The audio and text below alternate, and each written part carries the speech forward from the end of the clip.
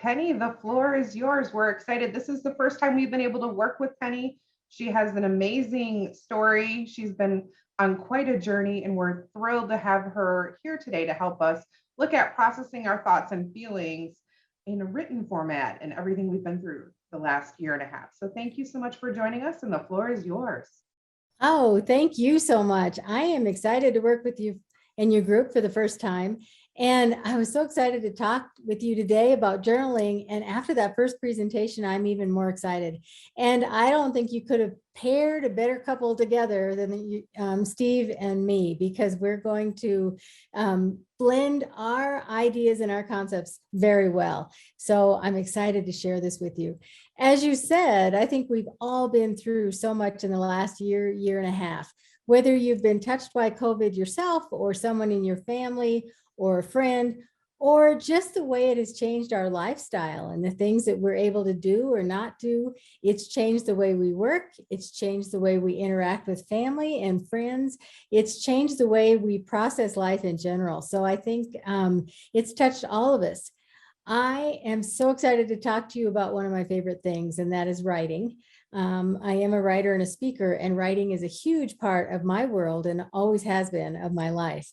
So journaling, a personal type of writing, specifically what we're going to talk about today, is dear to my heart. It's something I've done my entire life, and I'm excited to share with you my tips and techniques and how I can get you started journaling if you've never done it before, or if you've journaled your whole life like I have. Maybe I can give you some new tips and techniques and ideas and prompts for you to journal in a different way or add to your journaling experience that you do now. I am going to ask you today to think of things in a different way. I think from the time we were little children, starting school, we've been taught to take notes. And by taking notes, we listen to someone speak and we write down their words. I took a few notes from Steve this morning from that first presenter because he said some great things. So we write down other people's thoughts and experiences and opinions and observations when we take notes, and we're used to doing that. We've done that all the way through school. We've done that through college, if that was part of your life.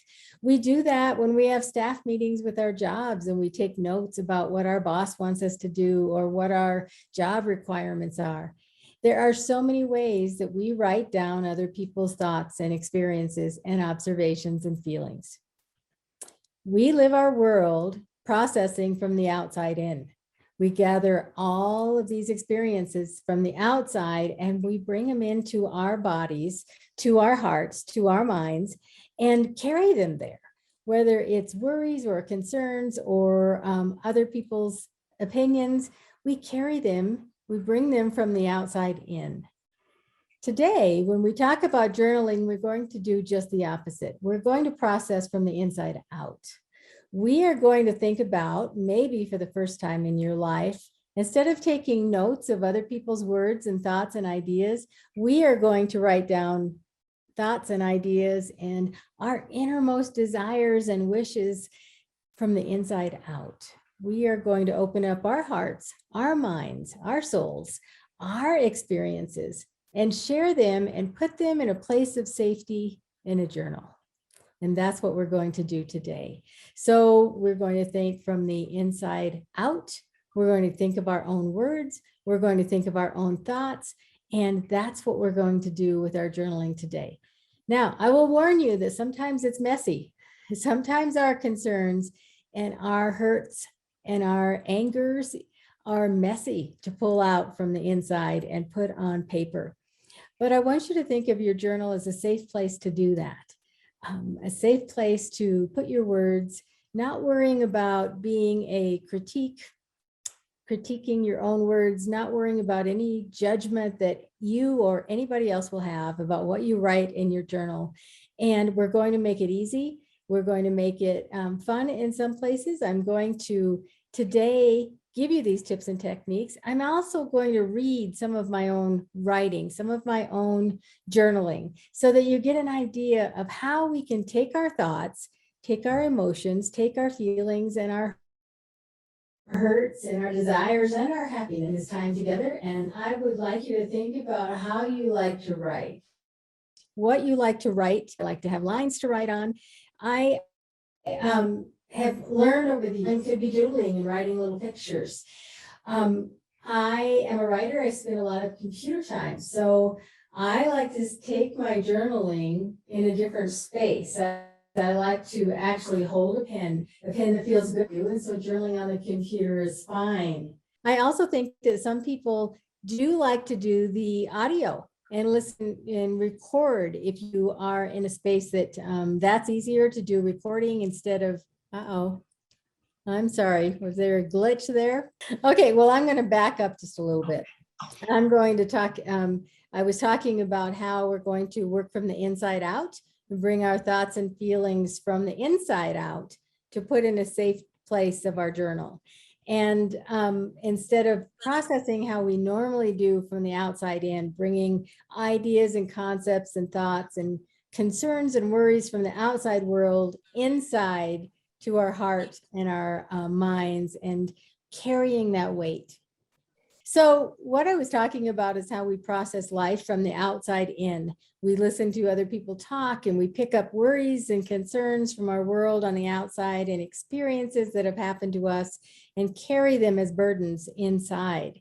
So what we're going to do today is think in an opposite way. We are going to pull from the inside out, and we're going to take our feelings, our concerns, our experiences, and tuck them in the safety of our journal.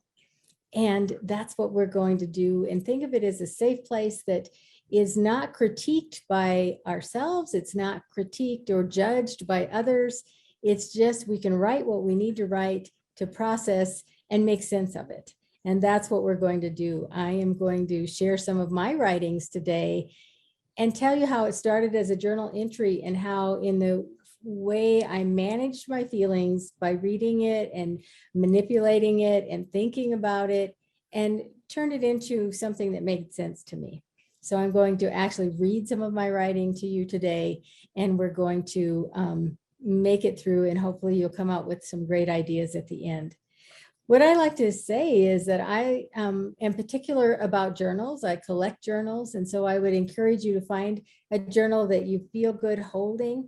I like to have lines in my journal. So if you like that, some people like no lines in a journal so they can doodle and draw pictures, and that's great. Some people like to do journaling on a computer. I spend a lot of computer time as a writer. And so for me, my journaling is more personal, and I like to feel the energy come from my hand through my pen and onto the paper. And so I keep my journaling as something separate from my writing.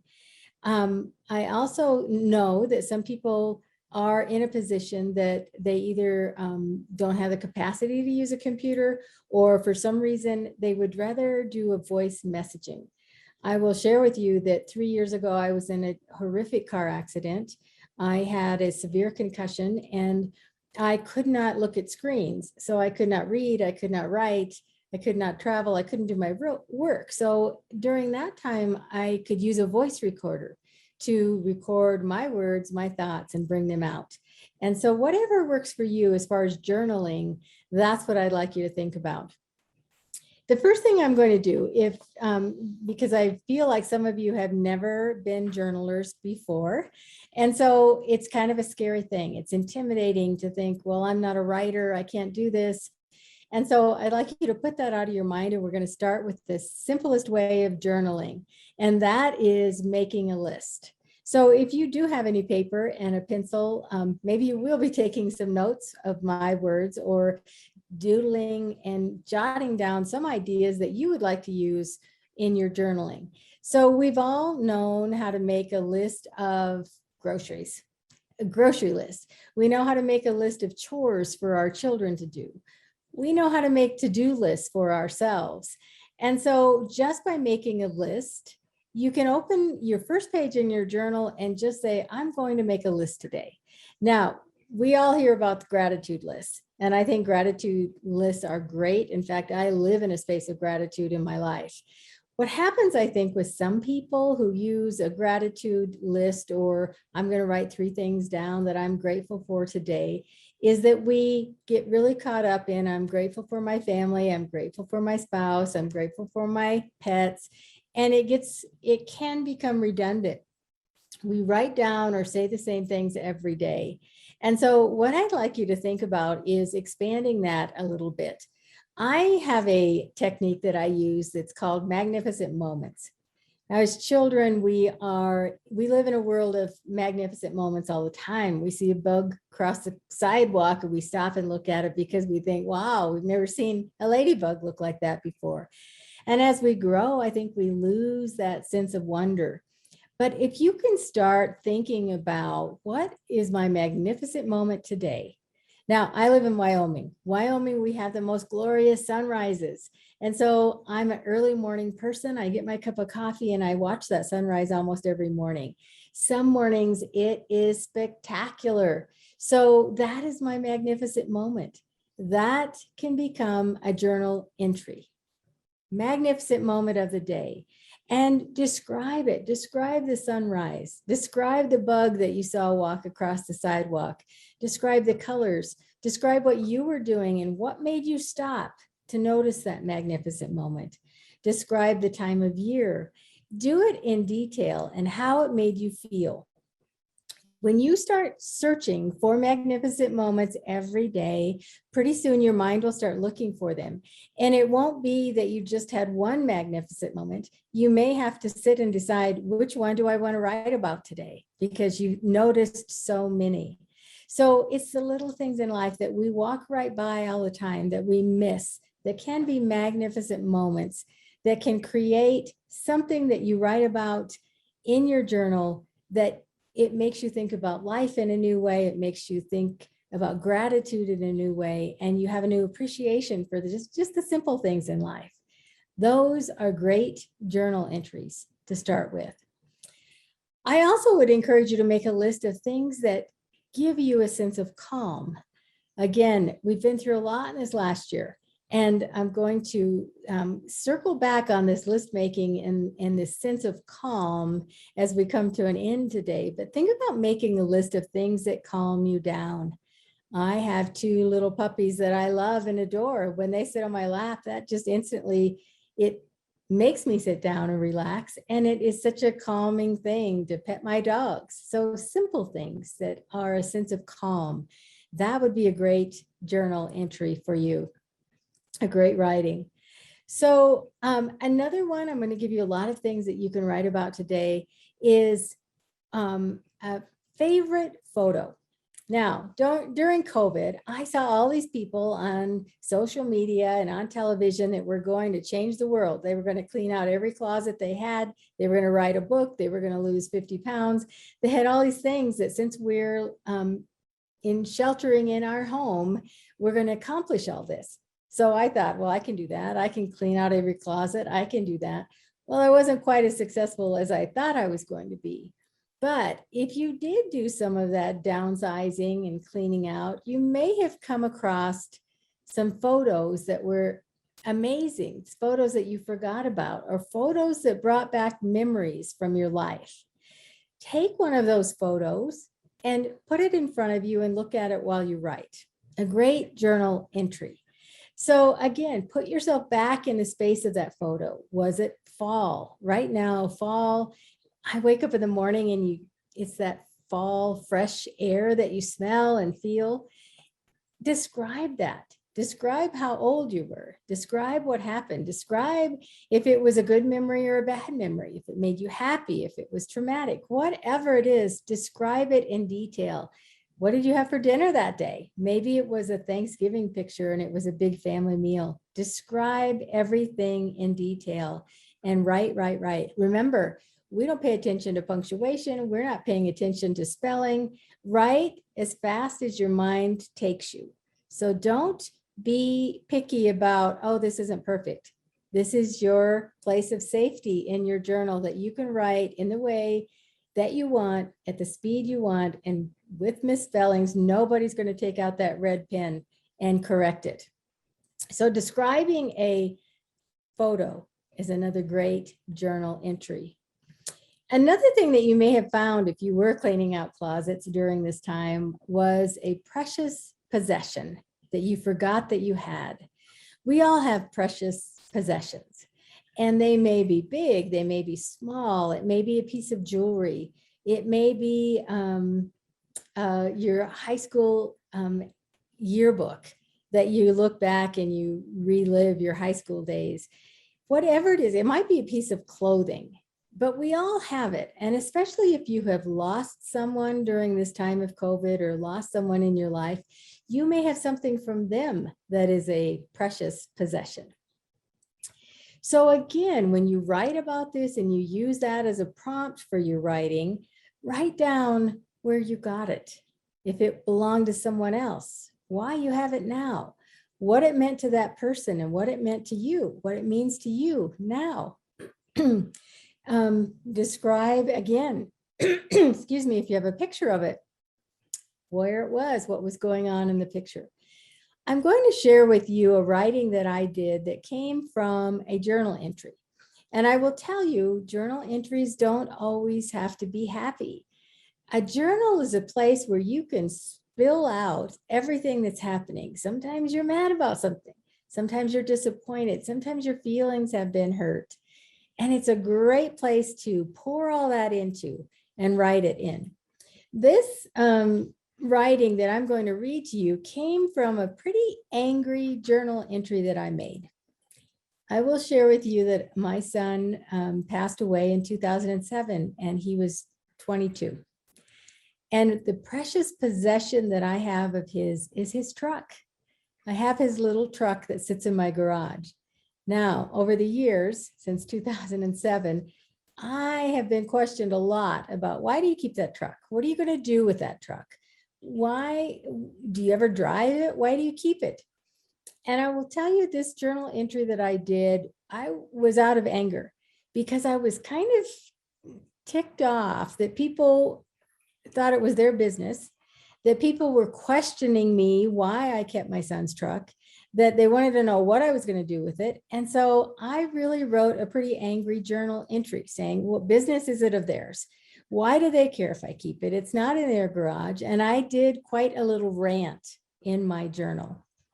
Now, when I said earlier that a journal is a great way to manage and process your feelings, if you spill all that out, just dump it all out, bring it from the inside out and put it in your journal and put it away for a while. I rarely will read what I wrote immediately. I let it settle. I let it simmer like a good soup. Sometimes it's a year later I will read it. Sometimes it's the next day. But after I read that pretty angry journal entry, I realized I don't know why I keep it. And so I thought about it for a long time, and I thought about the anger of people that was building up in me, of people questioning me and pushing me about what I was going to do with this truck. And so that angry journal entry turned into this writing that I'm going to share with you today. Now, because this is a session on writing, I'm going to read it to you because I could tell you the story of what my conclusion was, but I'm going to read the writing because I think it will illustrate to you how you can take a journal entry and turn it into something that really has helped you process what you think. So this is called, I Drive His Truck. It sits in the garage. Everyone wonders why I keep it. The dust and dirt of the seasons covers it. I walk by it every day as the months and years come and go. Twice a year I drive it. I slide in the seat. The smell of him is fading and the air freshener he tucked in the vent is beginning to crumble. I carefully back down the driveway. The gear shift is tight with age. The windows rattle and the water seeps in as I drive it through the car wash. The repair shop asked me why I want the oil changed when there has only been 50 miles driven since the last service. I don't tell them. When I drive, I feel his arms blend with mine as our hands in unison hold the steering wheel. I push his Bob Dylan cassette in and it crackles loudly through the speakers. Our hands drum to the beat and we are off. We drive together, he and I, through 22 years of memories, the good, the painful, the magical, and the tragic. We find ourselves in a place where here and there, now and then doesn't matter, a place where love binds us together. When I carried him, I wanted to experience and remember every moment of my pregnancy and every unmedicated contraction during his arrival. It would be my last passage through this process. I relive these now.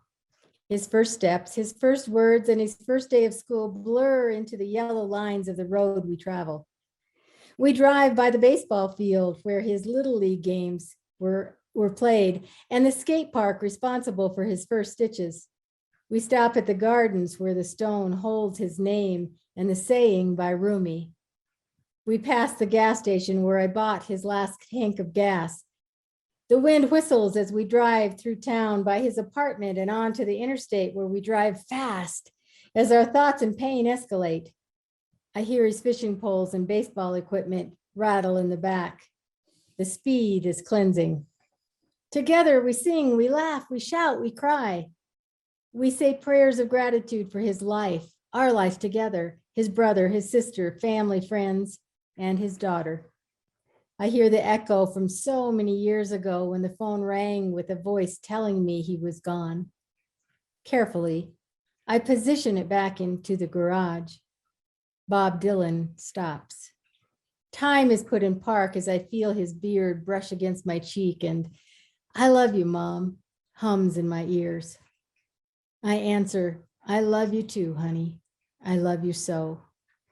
Another anniversary of that phone call comes to an end. His birthday will be here soon. Until then, it sits in the garage. Everyone wonders why I keep it. Now, from a journal entry of anger, for people asking me and pushing me about why do you keep that truck? What are you going to do with that truck? It really put me in a space where I could process that information. I could manage my feelings and thoughts and really come to a reason why I keep it. I keep it because it's my connection to him. I keep it because when I'm in it, he's with me. And so after I wrote that, my husband actually said, "I will never ask you why you keep that truck again," because he got it. So actually it was a gift that people were pressuring me and asking me all those questions because it pushed me to a place to experience that on a deep, even starting from anger, getting to a place of love and understanding of why I keep it. And so that's how a journal can work. It can help you process your feelings and your emotions. Another thing that I really want you to remember when you're journaling is humor. Now, even during the hardest parts of life, there's humor. We heard Steve was great. He made me chuckle several times because he uses humor a lot. And humor is such an important part of our lives. Humor can get us through the most difficult times of our life. So if something funny happens to you in your day, write it in your journal so you keep that memory, so that you keep it in a place where you can go back and relive that and remember how it felt to laugh. I want you to always remember humor. It doesn't have to be just deep, deep inner thoughts that you journal. Journal about humorous things and fun, the fun of life. Again, it can be a magnificent moment. I'm going to read one more thing to you, and this is another thing that happened that I journaled about, and then it came into a writing. And it was a time when my dad had a terminal illness and was very ill, and my mom and I were his caretakers. But it was just the funniest day ever, the funniest thing that could have happened. And so I wrote about it so that I would never forget that there was humor, that there was lightheartedness in this difficult time of our life. And it's called "It's Only Oatmeal." I remember the clock. It looked like oak. It wasn't. It was supposed to be a reminder of the time to get up, time to eat, time to watch a favorite TV show, or time to go to bed. But for my dad, it was a countdown of every hour, minute, and second that he continued to live. He would sit in his lazy boy staring at the clock as it ticked away what life he had remaining. When you are dying and you know you are dying, big things seem small and small things seem big. He was grateful for a clean sheet on his chair and the way he felt after a shower, a small thing. But the process of standing, shuffling to the bathroom, and maneuvering his oxygen tube around him as he sat on the shower stool seemed big. One day we were waiting for the doctor to arrive. A car ride to the doctor's office had become more than he could handle. For the doctor to stop on his way home to check on him was a small effort, but big for my dad. The clock ticked. My dad watched the clock. I watched my dad. My mom watched me. The doctor opened the door and brought the fresh air of the outside in with him, disrupting the stuffy, stagnant smell that stillness, fear, and illness creates. He also brought a smile, compassion, and hope. The doctor opened the door and brought the fresh air of the outside in with him, disrupting the stuffy, After listening to my dad's lungs and heart, checking blood pressure, and asking the routine questions, my dad said he had something he was worried about. With weak, shaky hands, he reached to unbutton his pajama top. The doctor helped him. Pointing to his chest, my dad located a crusty, scabby-looking circle. Between the sound of the tube sucking oxygen, my dad explained that he didn't know what the sore was. It had just appeared, and he was concerned. The doctor reached for the nearby reading light and pulled it down over my dad's chest. My mom stood on one side of my dad's chair, and I stood next to the doctor, all three of us leaning in to scrutinize the mysterious growth. What was it? A new complication brought on by this disease? Something more dangerous? We all held our breath. The doctor hummed and said, "This is interesting. It looks like. Then the doctor put his thumb and middle finger together and flicked the mysterious mass as if it were a bug, and it flew across my dad's chest. "It looks like oatmeal," the doctor said. For the first time in many weeks, laughter erupted. My mom clapped her hands together. I wiped tears away as I held my stomach to stop the ache that comes from deep belly laughs. The doctor let his laughter roar, and the oxygen machine was spastically trying to keep up with the strain of my dad's sudden need for more as he struggled to laugh. It was just oatmeal.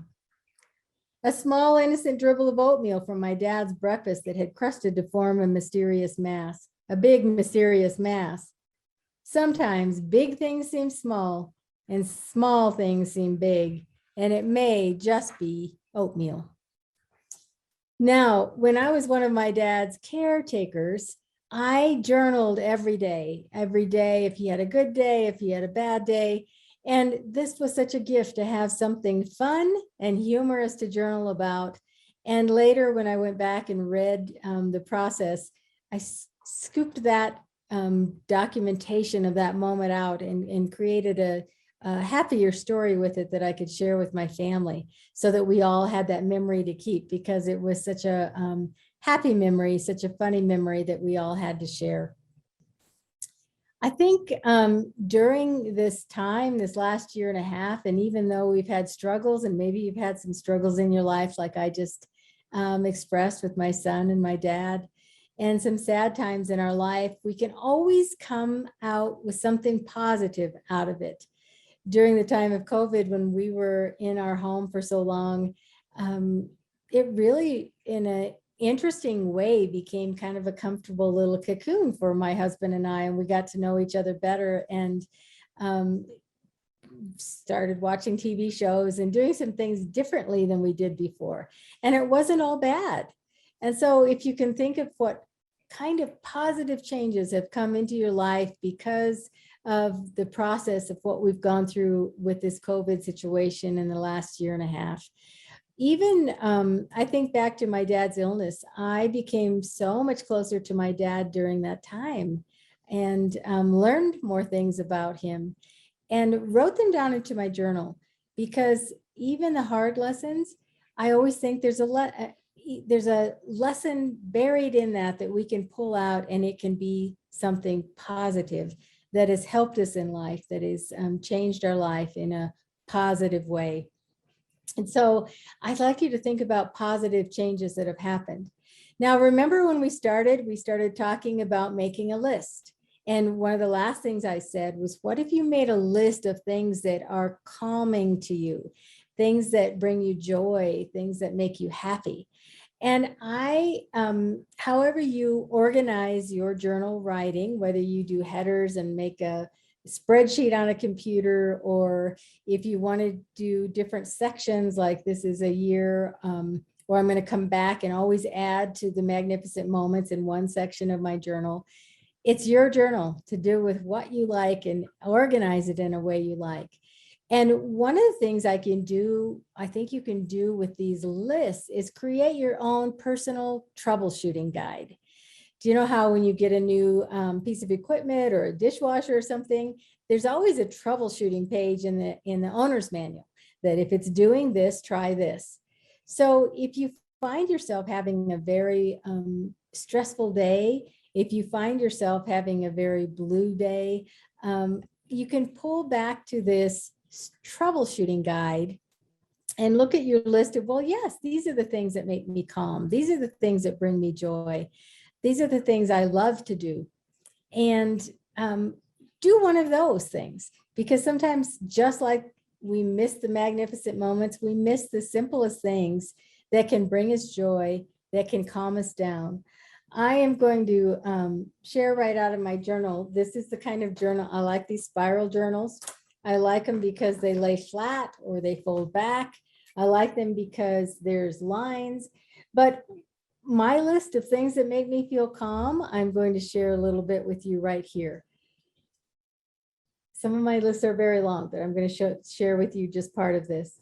My dogs, Gracie and Zinni, bring me joy. Meditation brings me strength. My grandchildren bring me happiness. I feel loved by my husband, kids, grandchildren, friends, and family. I feel safe at home in front of the fire, drinking coffee and reading. I feel protected when my husband holds my hand. I feel alive when I paint, speak, and write. I can help others by volunteering at hospice, watching grandkids, or having coffee with someone who feels alone. One of the things I really want to point out in that list is I have a section about how I can help others. And I truly believe that we help others. When we help others, we heal ourselves. So maybe on one of your hardest days, we heard Steve talk about how he reaches out to other people when he sees they're having a bad day on social media.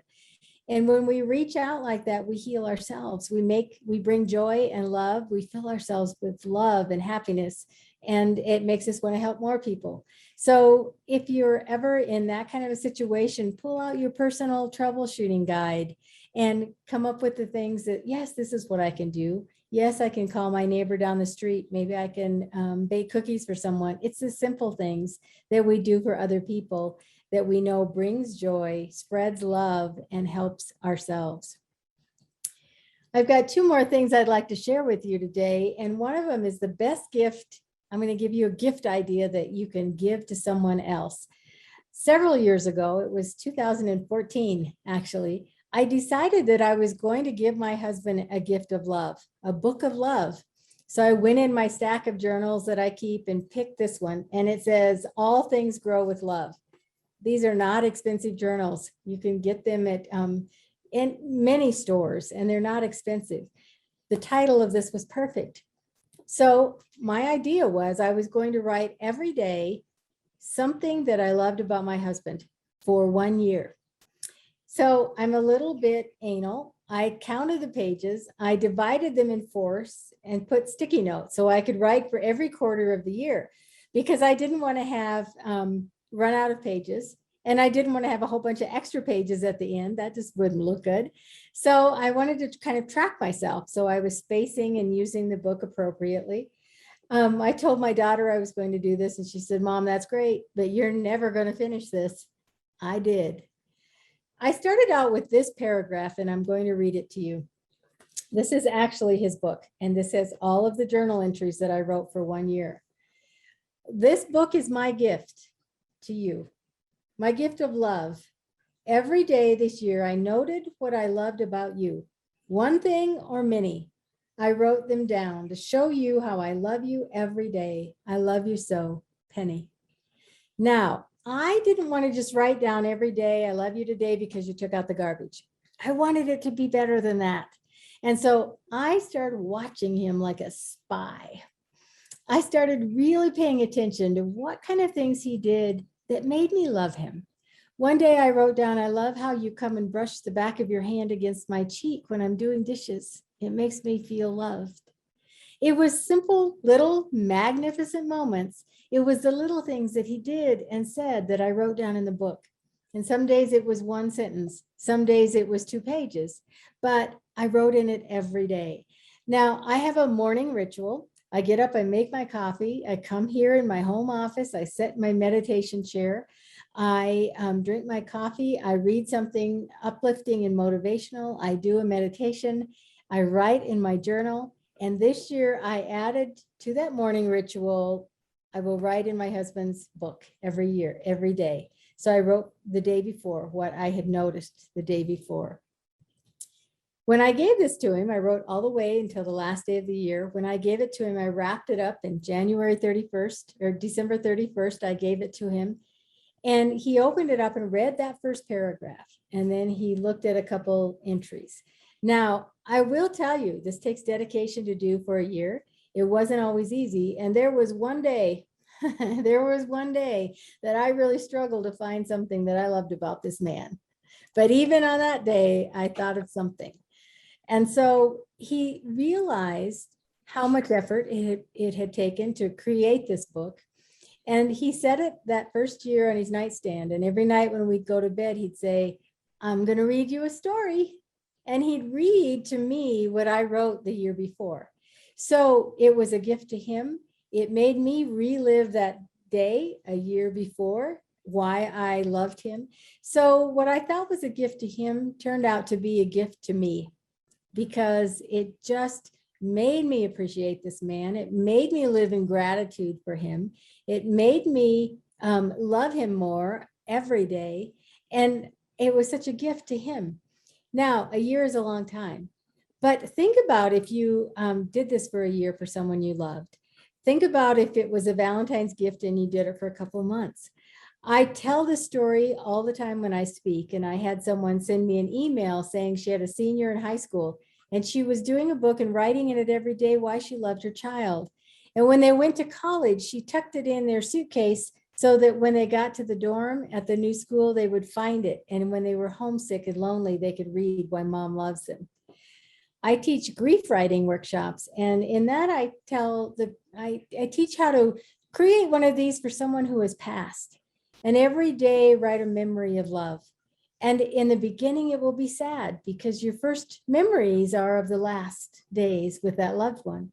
But by the time you do this for an entire year, by the time you get to the end, you will be pulling happy memories and you will be writing them down. And you have a documentation of all the happy, joyous, loving thoughts that you had about that person that is no longer with you, but you have the memories that you can pull out and read. Think about this. We are so critical of ourselves, and we heard this in the first presentation. What if you wrote a book of love to yourself, and every day you came up with something that you love about yourself and write it down, even if it's simple things. Today, I'm having a good hair day. Doesn't happen every day, but today's a good one, and I love that. Today, I love how I reached out and called a friend and made them feel important. Something every day that you write down why you love yourself, and just think about how that could change your life, because love and gratitude and grace begins with loving ourselves first. I give you that idea as a prompt and an idea for a perfect gift. I will tell you, this is an under $5 journal, and it will be a priceless gift to give to someone if you do that. I'm going to end with one thing. And because I think journal writing is such a personal thing to do, it's not something that you just do in a hurry as you're running to the grocery store and say, oh, I've got to write in my journal and have this pressure that I have to write something. So I like you to be in a calm place, in a peaceful place. So I'm going to share one technique with you that I've taught for over 20 years. It makes a difference in your life. And if it doesn't, send me an email and I'll call you on the phone and help you with it. I call it the breath of green. Now, if I could just get you to put a hand on your chest and a hand on your belly. I know you can't see, but I have a hand on my belly, and take a deep breath in. And what many times happens is your belly comes out. Well, if you do yoga, they call it belly breathing and they encourage you to do that. But what I'd like you to think about, your lungs are right here. Your chest is right here. You're trying to feel oxygen into your lungs. So take another deep breath and concentrate on getting oxygen into those lungs. This time your chest comes out. Now, it's a secret to losing 5 pounds instantly. If you start breathing and concentrating on those deep breaths in your lungs, your shoulders go back, you stand up straighter, you will look instantly 5 pounds thinner. You're welcome. Tip for the day. But what I do is I call this a breath of green. So every time you see something green, whether it's a tree outside or the green grass, or if you're going into a meeting and you see somebody's carrying a green pen, every time you see green, breathe in love and breathe out fear. Breathe in crisp green air, oxygen. Breathe in crisp green love into your lungs. And then when you exhale, push out all of your worries, all of your concerns from the inside out. Push them out of your body. It's really a one breath meditation, and nobody knows you're doing it. If you're not one of these people that really loves to stand on stage in front of thousands of people and speak, if that just brings fear into you, you can do this. It almost always happens to me that someone in the front row is wearing a green sweater, and I see that green and I breathe in love and I breathe out fear. It will calm you down, because worry, concern, heartache, grief, all of that comes under the heading of fear. And so if you can push that out of your body, do this one breath.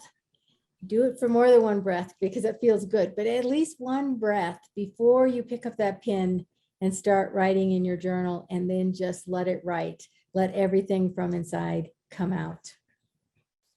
So where do we go from here? I know you've heard that you're going to get a follow-up email, and I've given 2 handouts that will be included in that. One is a list of writing prompts. I gave you several today, but I have a whole list of writing prompts so that you can keep that tucked in your journal. And if you sit down and you can't think of something to write, you can look at your prompts and pull one of those off. The other thing is just a list of writing suggestions.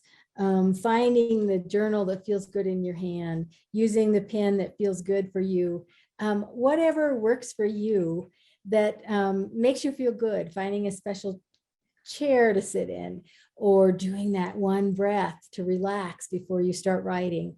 So that is my gift to you, the list of prompts and the list of writing suggestions, so that you can get started on this journaling, whether you've been a journaler, maybe some of these are new ideas that will help you, or you've never done it before. Don't be afraid, because I'm giving you some guidance here to take along. And with that, I'm happy to answer any questions that you may have.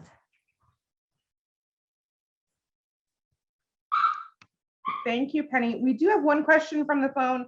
How do you suggest someone process their feelings if they had maybe a negative journaling experience?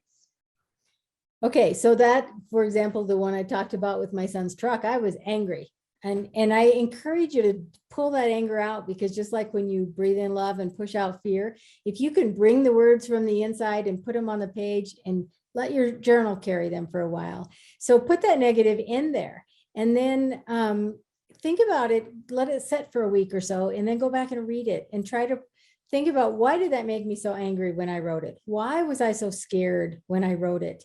And see if you can come up with some more ideas. It might be another journal entry to say, why did that make me so mad? And just write. Just let everything come out and pour it into your journal. And they clarified to say it was not safe. So I don't know if someone read their journal. Sometimes if you have siblings, or okay, that's a different question. Against. Yeah, that's a different question. I believe that one of the reasons people are afraid of journaling is because they're afraid to be honest in their journal for fear of someone else reading it. And so, we all hear these stories. We were young and we had a diary and somebody read our diary, and, a journal can be a place that stories get elaborated a little bit. And so we can dump out the truth, we can dump out our anger, and we can also elaborate a little bit. So if someone reads your journal, I would have a very deep conversation with them and explain it to me. It can be, again, one of these learning experiences where you say, that was not meant for anyone but me, especially if it's someone in your family.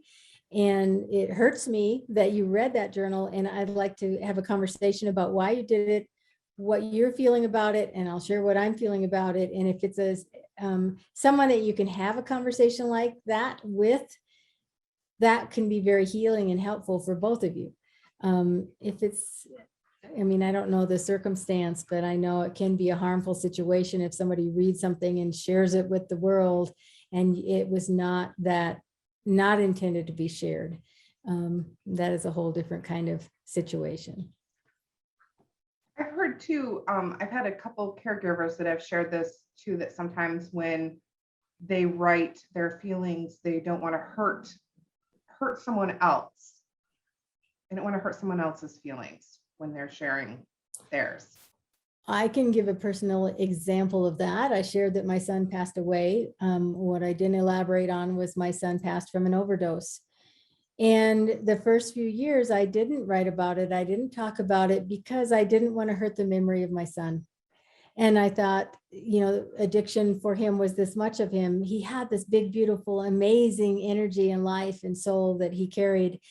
But I didn't want to taint any of that with the knowledge of what he had struggled with and what he had gone through. And it took me several years to work through that and realize that by sharing that story, I can help so many other people. I can help people that are living it in their family, people that have a child that is struggling or they're struggling themselves.